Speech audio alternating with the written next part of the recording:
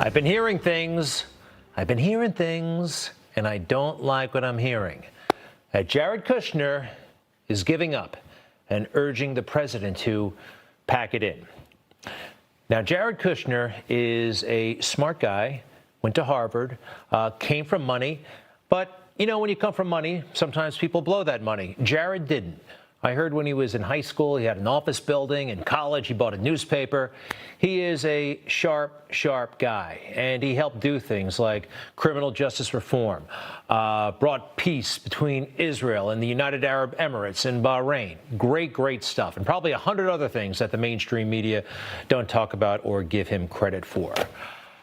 But his Ivy League Rolodex only goes so far, and I'm hearing a lot that he wants to pack it in. Now, people who know the White House, people who know the Trumps, know that this guy is not infallible. The president listens to him a lot. But I think even he knows his limitations, or at least he's seen some of them. I just hope he's not taking only his advice. Jared, he may have accomplished what he wanted to do in 4 years in the White House and is ready to come home. And I hear that other staffers in the West Wing might be tired and they just are looking forward to other jobs in politics. If you're 35 years old and you work at the White House, Donald Trump is going to be done with being president in 4 years. If this works out, he'll be done in 4 years. That person may want to be in politics for another 30 years. They're thinking about their own careers. That's my point. That's the swamp for you. I know he has good, loyal lieutenants there as well, but does he have the expertise and the fighters that he needs right now? I hope so.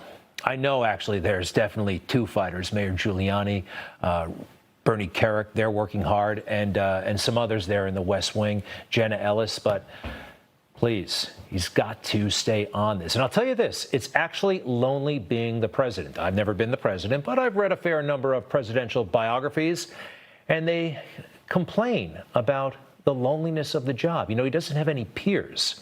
He does not have any peers. And even his friends, it's different when you're president. He made light of it, but he also complained about how his friends treat him once he became president. I have wonderful friends, New York developers, tough guys, smart guys. They're rich, they're this, that. I have middle of the road, I have poor, I have everybody. I have poor guys, middle of the road, and rich guys. Doesn't matter. Rich guys call up, Mr. President, how are you, sir? It's Richard. Oh, good, Rich. Hey, Richard, loosen up. This is a guy used to, hey, Don, how you doing? Let's go to dinner. Now you're, sir, is everything, you're doing good, sir. I said, Richard, call me Donald, like you always did. Call me Donald. Always call me Donald. Okay, thank you, Donald. Thank you very much. And then 2 minutes later, Mr. President, it's been so great to... A fun story, but it's true. It's lonely at the top. He doesn't have peers. When you're president, you really don't have peers anymore. And let's face it, we all know he's not friends with George W. Bush or Barack Obama. Who knows? Maybe he talks to Bill Clinton every now and then. I know this, some of the staffers around him, they're tired, all right? They've been at this for a while now, and they are looking at their own futures. You know who's not tired? Our president. Wow, you saw the energy during the campaign. Relentless. Staffs are supposed to turn over. They're supposed to burn out. It happens in every administration. But these guys have got to keep it all under control. I'm a little bit concerned about them, all right? The president's going to be able to do this, but he needs warriors supporting him, those who believe in him and the cause. And if they don't, they should get out or get out of the way.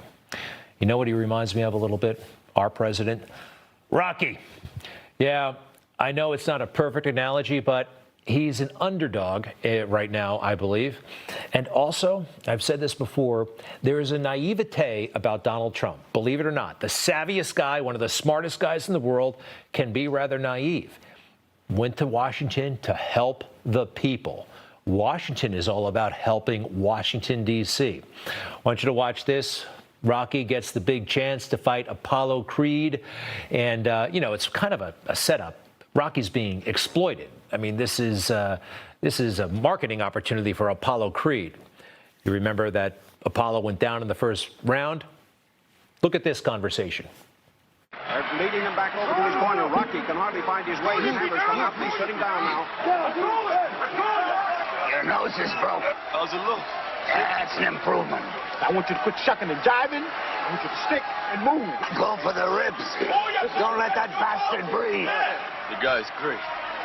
He doesn't know it's a damn show. He thinks it's a damn fight. Finish this bum and let's go home. Doesn't know it's a damn show. He thinks it's a damn fight. President Trump actually went there to help people. That's not how the system works. That's not what it's about down there.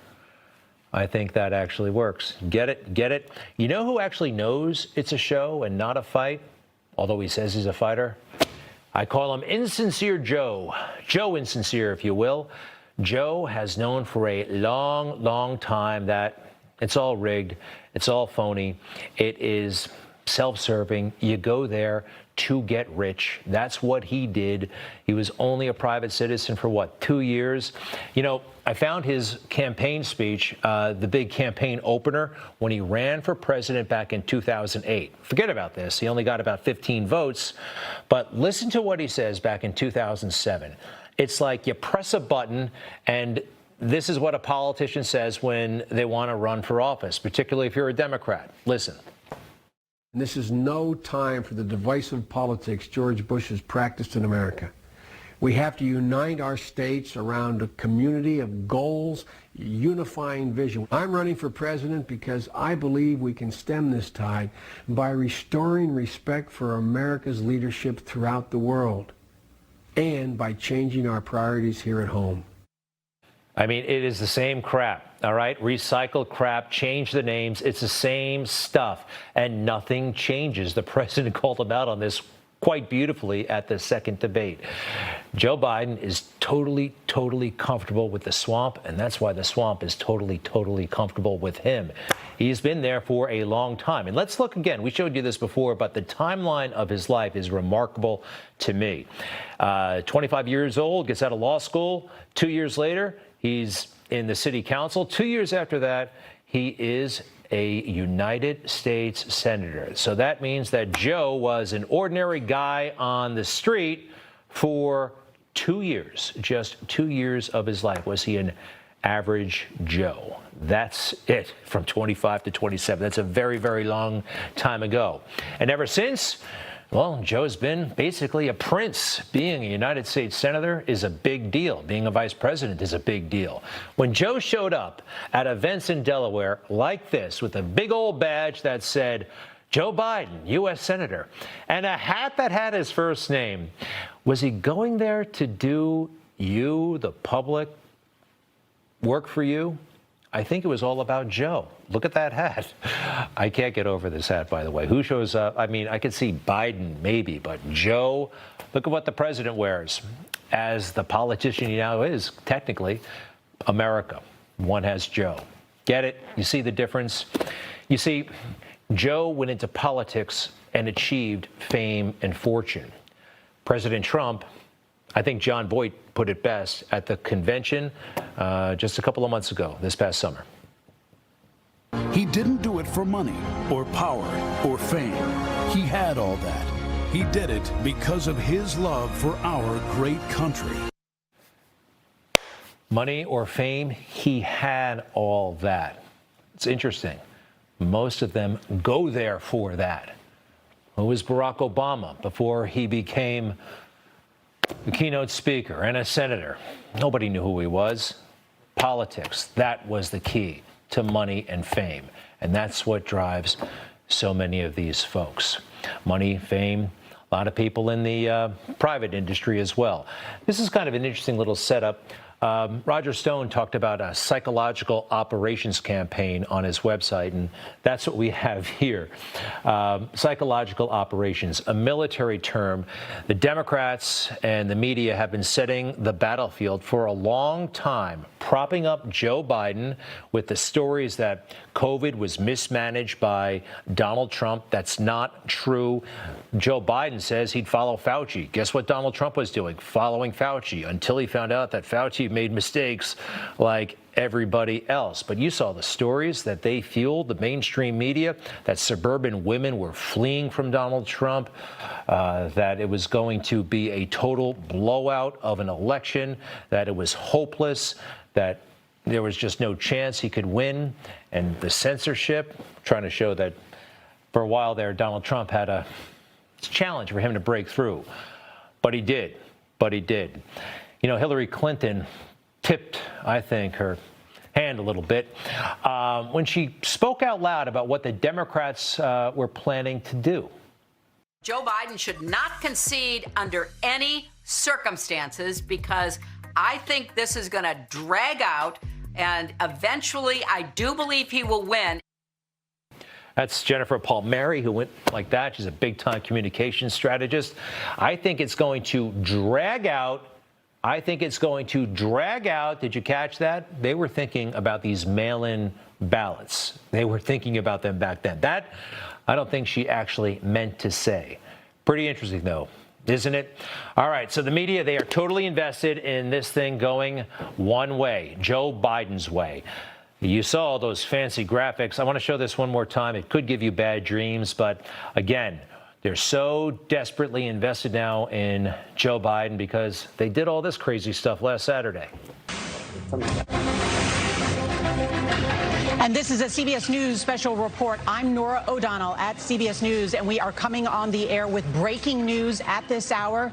CBS News projects that Joe Biden has been elected the 46th president of the United States. The kid from Scranton becomes the next leader of the free world. CBS News, and the kid from Scranton. I showed you that thing before. 2 years as a regular person, as an adult. They don't want to look 10 times as ridiculous as they did in 2016. You know those videos, they're on YouTube, what they said during the campaign and what happened on election night. The humiliation would be 100 times worse if this ultimately went Donald Trump's way, which I think it will. Donald Trump is the underdog right now. I always like the underdog, actually. Going back to Rocky. Every kid liked Rocky. When I saw it as a kid, Rocky, you know, Sylvester Stallone is actually friends with Donald Trump. And I think that's kind of special because I am counting on President Trump to go the distance. He's going to pursue every avenue. I think he knows that he owes it to his supporters. He owes it to himself. He made a promise to support and defend the Constitution of the United States, and he will. And ultimately, I think he will prevail. Damn it, I know he will. I know it. I feel it in my bones. It's going to be wild. There are going to be some more setbacks, but ultimately, it's going to be a beautiful triumph. Stay tuned, folks. You just watched Newsmax TV, America's fastest growing cable news channel, now in more than 70 million homes. You can get Newsmax TV on your cable system or check your cable guide. And if your system doesn't carry Newsmax, call them, tell them you want Newsmax TV, because we're real news for real people.